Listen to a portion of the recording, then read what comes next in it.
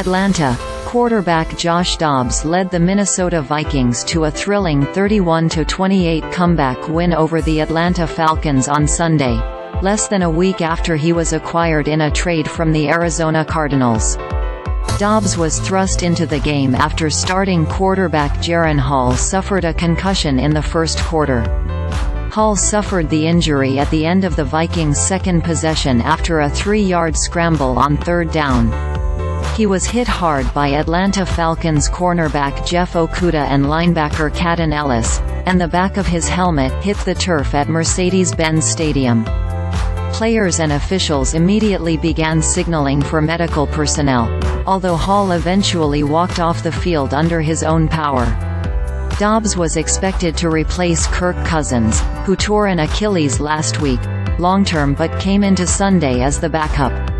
He went 20 of 30 for 158 yards and 2 touchdowns, including a 6-yard pass to Brandon Powell with 20 seconds left to take the lead. The Vikings were hit with other injuries Sunday as running back Cam Akers suffered an Achilles injury and wide receiver KJ Osborn went down with a concussion.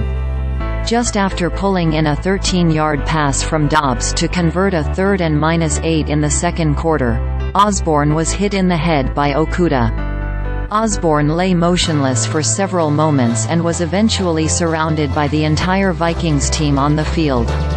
Medical officials initially took out a backboard, but Osborn eventually stood up and walked over to a cart under his own power.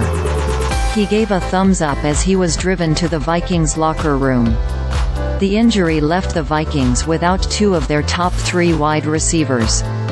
Justin Jefferson remains on IR because of a hamstring injury he suffered last month. The Vikings began the season with veteran Nick Mullens as Cousins' primary backup, but Mullens has been on injured reserve since October 11 because of a back injury.